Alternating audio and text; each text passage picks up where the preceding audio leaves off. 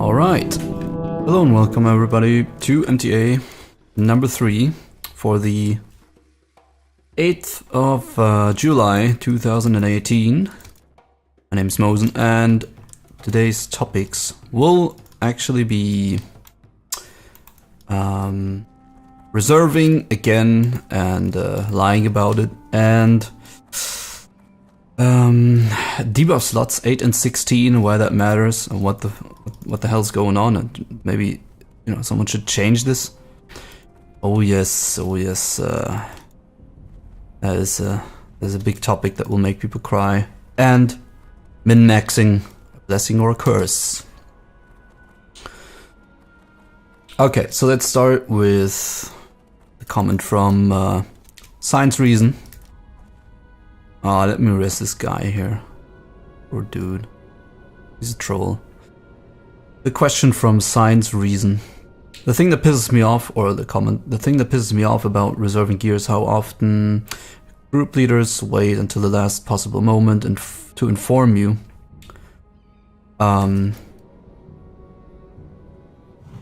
If they are upfront with it from the start, it's something I have the option of opting out of, and it's an item I want to.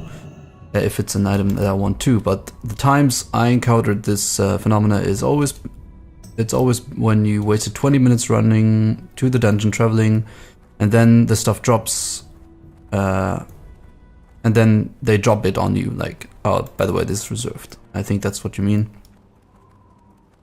They of course do this late, as they hope that you will go along now that you've invested time into the dungeon already. Just be upfront with it, be honest, and it's totally fine. Yeah, that's exactly what I thought too. Where do I need to run, by the way? Somewhere into the Barrens. Okay. Got my fat wolf here, look at this. Yeah, exactly. So basically, you know, just be upfront, and that's what I said last time, I think, when we were talking about reserving items. This is all about reserving items. And, you know, all you want to do is just be honest. Hey, look, this item is reserved. You don't like that, really. You know, it's no problem if you don't come. And yeah, then it should actually be fine, right? Because you told everybody, and if someone doesn't like it, you can't blame people for saying, hey, I'm after this item. I need people that want to come and don't need this item. It's actually pretty legit. And, you know, you just want to... You don't have to join if you don't like it. In general, what he says here, what Science Reason is saying here also is, you know, that sometimes they don't really say that to you, and they just want to get you invested in the dungeon. Well, now I'm here, now I can go and do the dungeon, right? And that's a pretty shitty move, I think. But you know, again, people do that, and that maybe leads into the next question. The min-maxing blessing or curse is, you know, it's this, I don't want to spend more time than I have to get this bis item. And I've been talking about two people about min-maxing a lot, and like, don't get me wrong, everyone should optimize their character the best possible level, right, to the optimal level. That's what you want. Leave me alone, stupid chicken. And that's absolutely fine.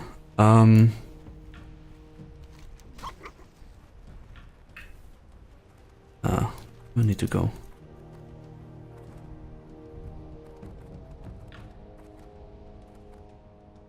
Yeah, I don't get this.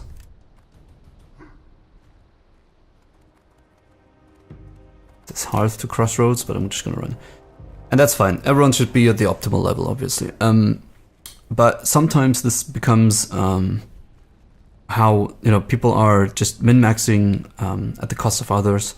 And they say, well, I don't want to invest more than the time that I have to, really, to go to this dungeon and, you know, fuck everyone else. And I'm just not going to tell them that it's reserved, and I'm just going to tell them, like, a little bit, like, yeah, by the way, the cloak from Baron is reserved, and then you're, like, halfway through already.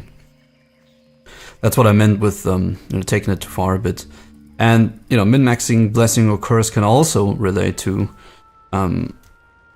people, yeah, it's, of course min-maxing is good, but it also takes away from, you know, how people used to play this game. And I've been playing this for since it was released, and there were certainly people that tried to get really good items, but it was nothing compared to this. You know, reserving items was never really a thing.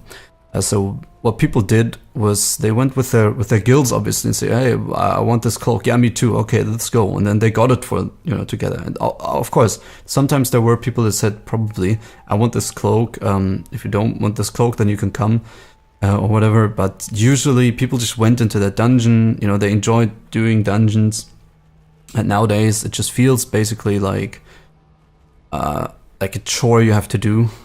And like when it comes to that point, I don't know. And you know, also like sometimes I feel like people are grinding those fucking. A good example is the Darrrowshire swords, right, from Ubers. That's when like min-maxing becomes a little bit silly, or can become actually a little bit silly, because everyone's chasing those, and you know, no one really. You know, there's a lot of alternatives that are much easier to get. But people, I've been talking to people that were so stressed out. This is my 50th run on Uber's Rent, and one guy, one guy took them, and one guy ninja'd them from me, and now it's my 50th run, and I'm so tired of this, and I really needed swords. And I said, dude, yeah, you tried 50 times now. Okay, you know, just there's enough alternatives. Like for example, for hunters or so, just get the bone slicing hatchet from Strat or some other axe, basically. And people are so obsessed with it. And of course, like if you're done, I always told people, hey, go get the Baron cloak if you want the, you know, Blackwind cloak. And then they told me, well, dude, I saw it. Like they try 25, 30 times, and you know, it's madness. Like at that point, I would say, well, you tried at least. You're just gonna give it to you anyway. Or he got at least an alternative from the Gargoyle boss because he did it 20 times. And so that's where min-maxing can also become like a curse. I mean, don't forget, guys, that you're here to play and have fun. And I'm raid lead, right? And a guild lead, and I want people to get their biz items. And if they don't bother to get them, then yeah, they're gonna have a harder time to get the items that they actually want from the raids, obviously. But again, you know, if I see he has everything else and he just didn't get that cloak yet, and he tried, then I'm not gonna say, well, you can't get it. And I think that's what some people miss from min-maxing. The people can't really, like, we could talk about this for hours now, but I'm just gonna make it, I don't want to have a really long video again. So yeah, I think, you know, sometimes take a step back and think about, like, is it really that important? I know there's some key items that you really want, like Hand of Justice, for example, is probably one that you really want as a melee. Again, like, if you look at the numbers, it's, you know, it's not even that crazy. I mean, it's good, don't get me wrong, especially for like Fury Warriors and shit. I don't know, Enhancement Shaman's really good for reds at the start of the server.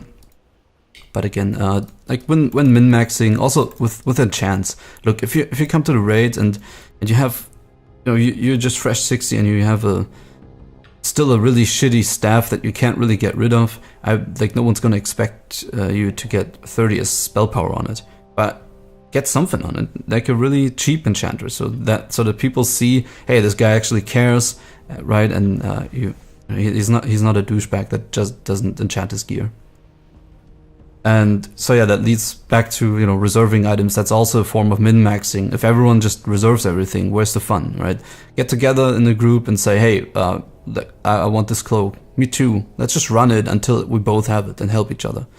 That's a good solution. But yeah, I can see how people get upset with this.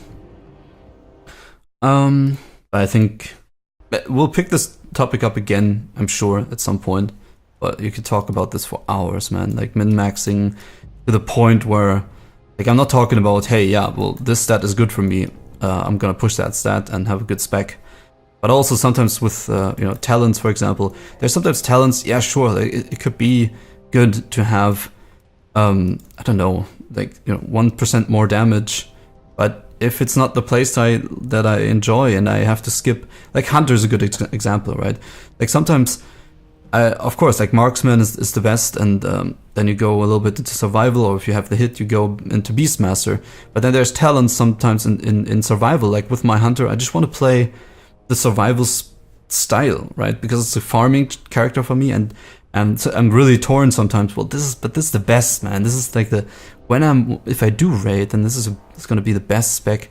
And yeah, but I wanna, I enjoy playing survival, like the Wyvern Sting. I just enjoy, having that sort of, cool RP element into being a hunter and all that stuff.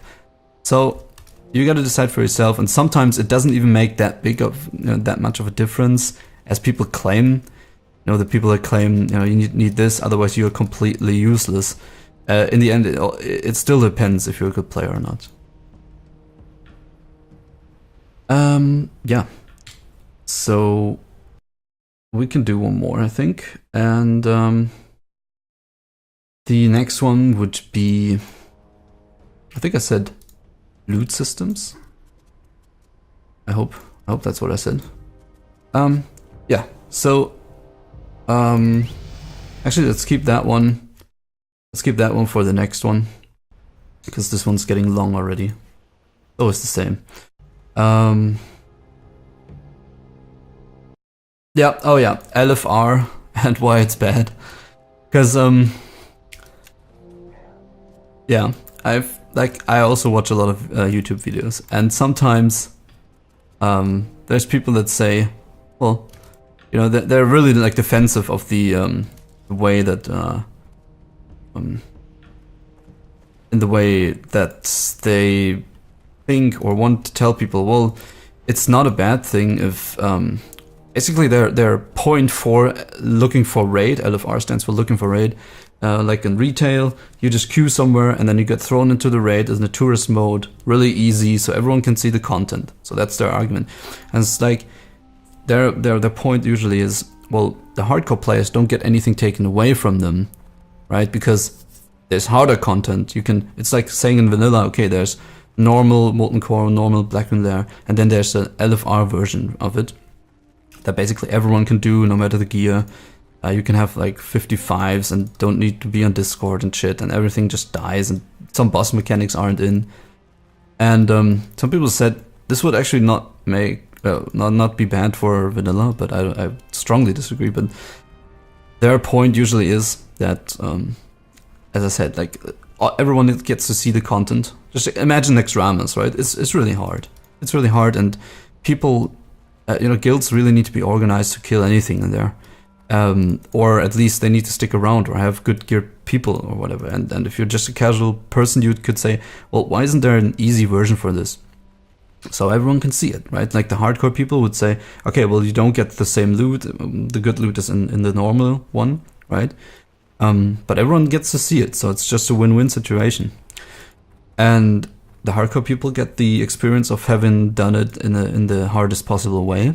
And the casuals, right, or noobs just get to see it and are happy as well, get some shittier loot. But I would strongly disagree in that on that point, because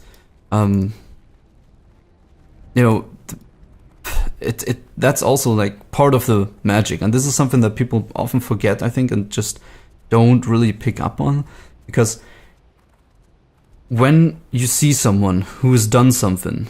Because I remember back in the day when we were fucking 15 years old and didn't get to do shit, and because we were so terrible, like a hunter that didn't know if he should stack strength or int, right? But we saw people that had this gear from these big raids, and so you look up to them and say, well, I want to go there, and this was a really like magic feeling, right? I don't know if you can relate or if someone can relate, I don't know. But it was like you would stand in Alfred's and like, wow, look at this weapon. Where does this come from? And wow, and this weapon, and now I want to see how they did it. And then you talk to people about it, and they tell you about how to go in the raid and how the raid is and how to get it. And that creates a social aspect of the game that's really not, you can't really forget about that. And it also creates a community on the server, and people on the server that they are really good at raiding, for example, and then you want to, you know, aspire to that, and that you want to go to the same place they are.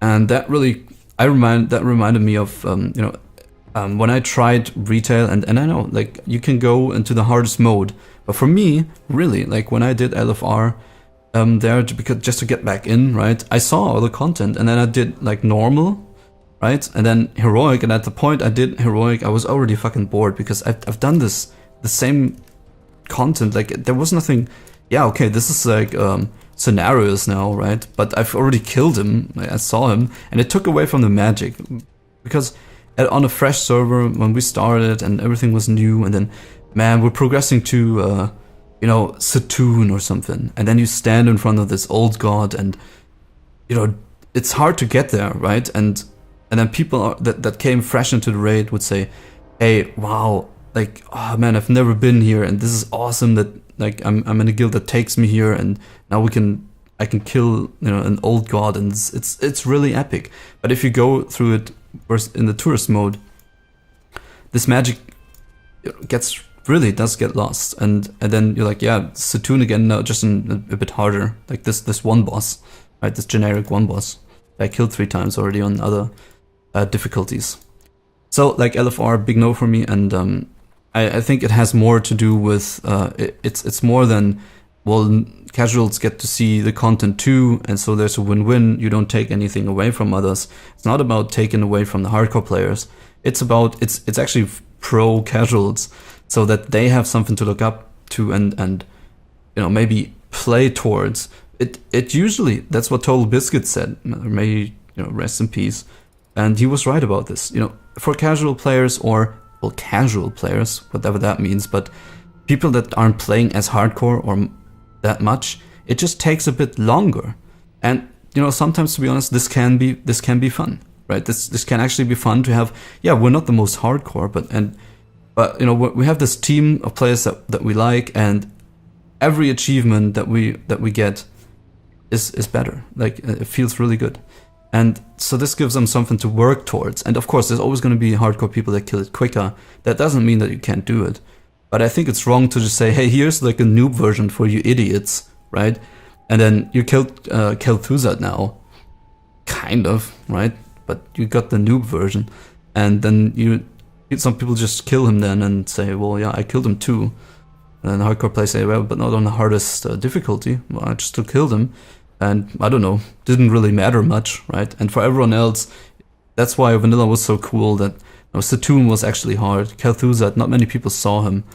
And yeah, that's just my take on LFR. Long video again, fuck this shit. I can't do short videos, I guess. Thank you very much for watching, and remember, this series works that you post questions, comments, or stories that I can pick up on, right? And then I talk about it in the next video. And that way we can get a really cool series going. So would be happy if you keep participating. And thanks for watching. Leave us up if you want. And I'll see you next time. Bye bye.